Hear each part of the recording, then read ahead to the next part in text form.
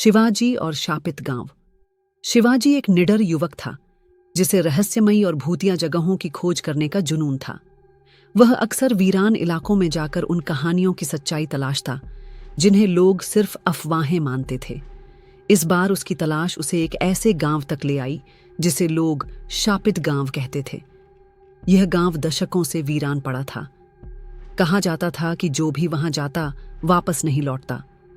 वहां रात होते ही अजीब घटनाएं होती, रोने की आवाजें, जलते हुए पेड़ों की परछाइयां और कभी-कभी सफेद कपड़ों में किसी महिला का दिखना। गांव के बुजुर्गों ने शिवाजी को वहां न जाने की चेतावनी दी, लेकिन वह किसी भी भूतिया जगह की असलियत जानने का इरादा कर चुका था। शिवाजी ने अपना कैमरा, टॉर्च और एक छोटा चाकू लिया और शापित गांव की ओर निकल पड़ा। जैसे ही शिवाजी गांव के पास पहुंचा, उसे एक अजीब सी बेचैनी महसूस होने लगी। हवा अचानक ठंडी हो गई थी और आसपास के पेड़ अजीब तरीके से हिल रहे थे, जैसे कोई अदृश्य ताकत उन्हें झकझोर रही हो। गांव में घुसते ही उसे चारों तरफ जले हुए मकानों के खंडहर दिखाई दिए। हर जगह धूल और राख बिखरी थी और ऐसा लग रहा था कि यहां बहुत सालों से कोई नहीं आया था। लेकिन सबसे अजीब बात यह थी कि गांव के बीचों बीच एक पुराना कुआं था और उससे किसी के फुसफुसाने की आवाजें आ रही थीं। शिवाजी ने कैमरा चालू किया और कुएं के अंदर झांका। अचानक कुएं से किसी ने उसकी कलाई पकड़ ली। वह घबरा गया और झटके से पीछे हटा, लेकिन वहां कुछ भी नहीं था। शिवाजी का दिल तेजी से धड़कने लगा, लेकिन वह डर से पीछे हटने वालों में से नहीं था। उसने अपनी टॉर्च जलाई और गांव की ओर बढ़ा। तभी उसे एक टूटी फूटी हवेली दिखी, जिसकी खिड़कियां टेढ़ी मेढ़ी थीं और दरवाजे खुले पड़े थे, जैसे किसी ने जल्दबाजी में उन्हें छोड़ा हो। जैसे ही वह अंदर गया, उसे लगा कि कोई उसकी परछाई के साथ चल रहा है।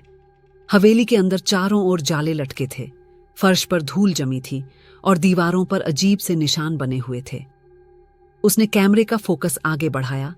तभी अचानक एक कोने में रखी कुर्सी अपने आप हिलने लगी। तभी शिवाजी ने एक धीमी कराहती हुई आवाज सुनी, क्यों आए हो यहां? उसका खून जम गया। शिवाजी ने टॉर्च उस दिशा में घुमाई, लेकिन वहां कुछ नहीं था। उसने गहरी सांस ली और आगे बढ़ा। हवेली के अंदर एक कमरा था जिसका दरवाजा बंद था। उसने जैसे ही दरवाजा खोला, उसे अंदर एक पुराना झूला दिखाई दिया जो धीरे धीरे हिल रहा था। कमरे के बीचों बीच एक पुरानी लाल साड़ी पड़ी थी और उसके पास एक जल चुकी तस्वीर रखी थी। जैसे ही शिवाजी ने तस्वीर उठाई, हवेली में अचानक तेज हवा चलने लगी। खिड़कियां जोर से बंद हो गईं और दरवाजे अपने आप बंद हो गए। तभी शिवाजी को लगा कि उसके पीछे कोई खड़ा है।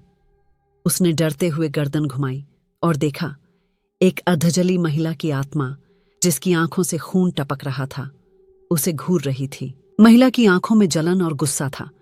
उसके होंठ धीरे धीरे हिल रहे थे, जैसे वह कुछ कहने की कोशिश कर रही हो। शिवाजी घबराकर पीछे हटा, लेकिन उसके कदम जमीन से चिपक गए थे। अचानक आत्मा जोर से चीखी और पूरा कमरा लाल रोशनी से भर गया। दीवारों पर खून के धब्बे उभरने लगे और फर्श दरकने लगा। शिवाजी ने पूरी ताकत लगाकर दरवाजा खोलने की कोशिश की, लेकिन वह नहीं खुला। तभी महिला ने धीमी आवाज में कहा, मुझे जलाकर मार दिया गया था, अब कोई नहीं बचेगा।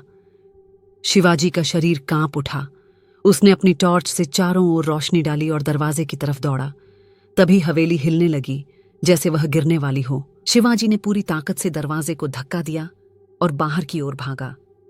हवेली के बाहर निकलते ही उसने महसूस किया कि पूरा गांव बदल चुका था। चारों ओर जलती हुई परछाइयां दिखाई दे रही थीं। कुएं के पास सफेद कपड़ों में एक महिला खड़ी थी, जिसका चेहरा अधजला था। वह धीरे धीरे शिवाजी की ओर बढ़ने लगी। शिवाजी ने गांव से भागने की कोशिश की, लेकिन उसके पैर किसी अदृश्य शक्ति ने पकड़ लिए थे। अचानक महिला की आत्मा ने अपनी जलती हुई उंगलियां उसकी ओर बढ़ाईं और कहा, तुम भी हमारी तरह जलोगे। शिवाजी ने अपनी पूरी ताकत से खुद को छुड़ाने की कोशिश की, लेकिन वह नीचे गिर गया। आत्मा की जलती हुई आंखें उसके सामने चमकने लगीं। तभी शिवाजी को याद आया कि उसने अपने बैग में गंगाजल रखा था। उसने तेजी से बैग खोला और गंगाजल की बोतल निकाली। जैसे ही उसने आत्मा पर गंगाजल छिड़का, वह चीखने लगी। पूरा गांव अचानक हिलने लगा। हवाएं तेज हो गईं और आसमान लाल हो गया। आत्मा जोर जोर से चिल्लाने लगी, नहीं नहीं। कुछ ही पलों में आत्मा जलकर राख में बदल गई और गांव अचानक शांत हो गया। हवेली ढह गई, कुआं धुंधला हो गया और जलती हुई परछाइयां गायब हो गईं। शिवाजी ने राहत की सांस ली। वह समझ गया कि यह आत्मा बदला लेना चाहती थी, लेकिन अब उसका अंत हो चुका था। उसने गांव को आखिरी बार देखा और धीरे धीरे वापस चल पड़ा। गांव लौटने के बाद शिवाजी ने बुजुर्गों को पूरी घटना सुनाई। उन्होंने कहा कि वह महिला गांव की एक नवविवाहित दुल्हन थी, जिसे उसके ससुराल वालों ने जला दिया था। उसकी आत्मा इस गांव में फंस गई थी और हर आने वाले से बदला ले रही थी। शिवाजी ने उस आत्मा की शांति के लिए गांव के पुजारी से हवन करवाया। अब गांव फिर से वीरान था, लेकिन यह रहस्य कभी खत्म नहीं होगा। कई साल बाद कुछ अजनबी यात्री उस गांव से गुजरे और रात वहीं बिताने का फैसला किया। अगली सुबह वे सभी गायब थे। क्या आत्मा सच में मुक्त हो गई थी, या फिर वह अब भी किसी और का इंतजार कर रही थी? शायद यह रहस्य कभी सुलझ नहीं पाएगा।